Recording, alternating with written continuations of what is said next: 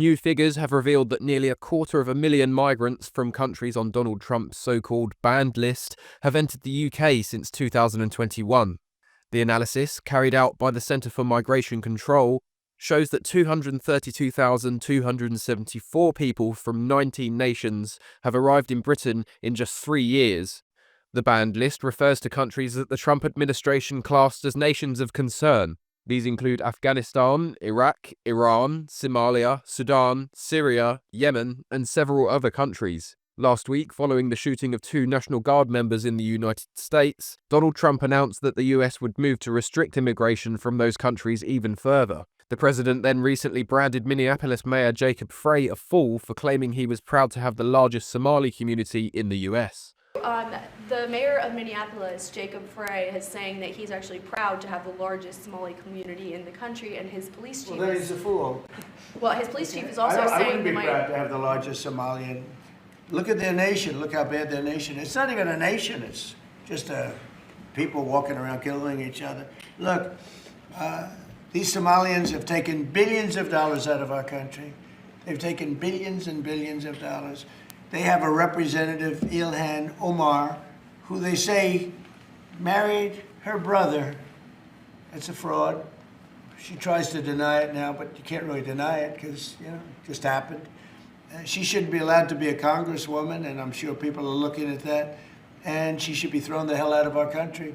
And most of those people, they have destroyed Minnesota, okay? Minnesota, you have an incompetent governor. You have a crooked governor. He's crooked as hell, but he's incompetent.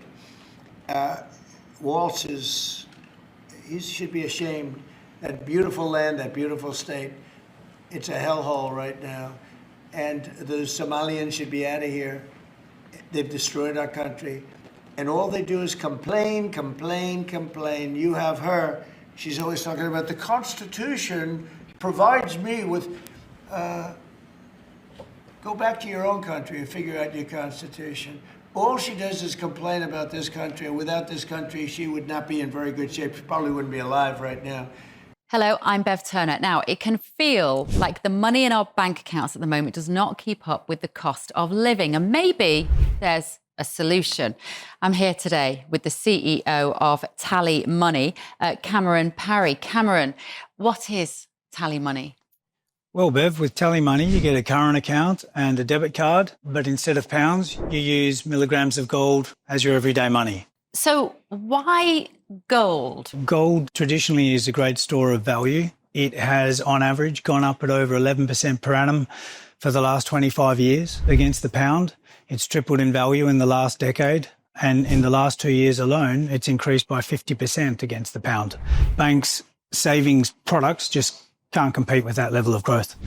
But this isn't just about gold. This is about a currency that you guys have created at TallyMoney. Explain it to me as though I'm an idiot. So, look, people need to be able to hold their earnings and build their savings in a money that retains its value and remains in their legal control and remains theirs to access, away from government control. Great. You had me at not exposed to government control. You should feel safe and happy with your money. You should have peace of mind. The more money you see in your bank balance, and that's the type of thing we're trying to deliver, and give people choice in the type of money they get to use every day. Brilliant. Thank you so much, Cameron. Thank you.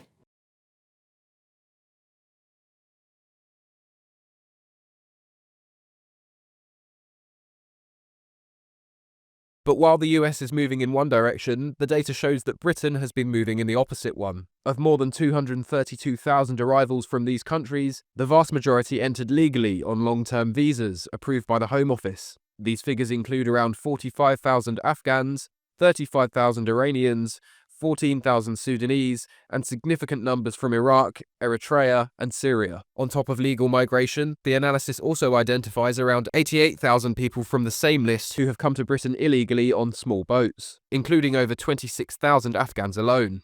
The Centre for Migration Control argues that this scale of migration raises serious concerns about the previous government's border and visa policies. Its research director, Robert Bates, said that the ministers had thrown open Britain's borders to migration from outside of Europe, with no consideration of the economic and cultural costs, calling for several years of negative migration to ease the pressure on communities and public services.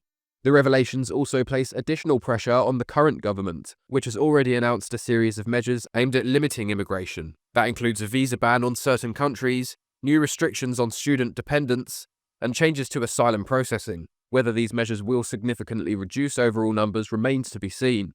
The debate is not just about the number of arrivals, but the impact of large-scale migration from some of the world's most unstable and high-risk nations. Integrating hundreds of thousands of newcomers places demands on housing, schools, the NHS, and local authorities, many of which are already struggling.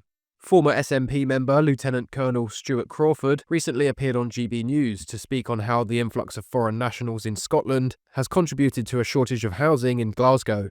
All over the place, from Belfast, Birmingham, London, Manchester, Liverpool, they're queuing up to get into the city because it has very generous housing facilities. And as a consequence, Stuart Crawford, there's a crippling housing shortage for the locals.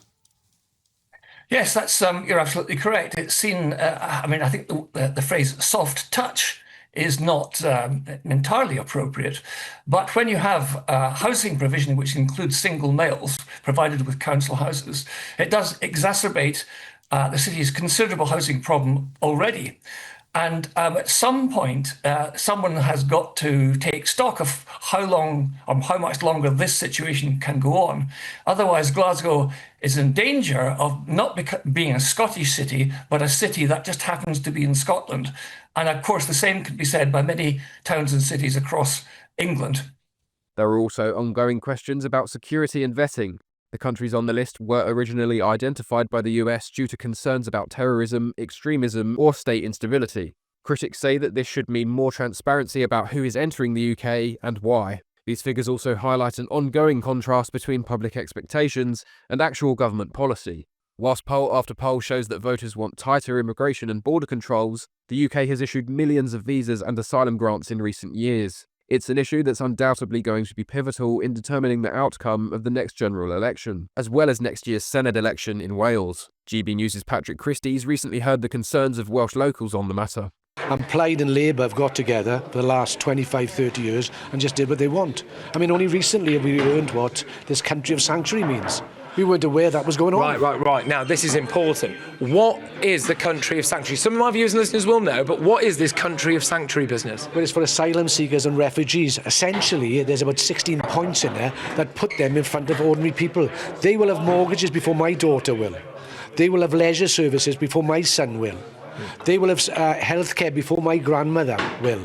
They're in front of the list. And financially, it's killing us. Where that money going? They talk about putting money into health. What about our people?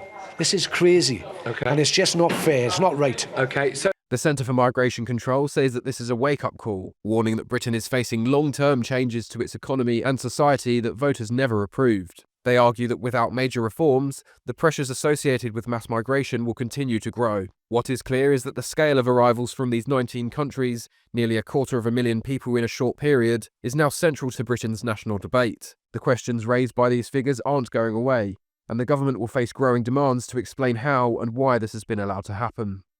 To find out more about this story, visit gbnews.com.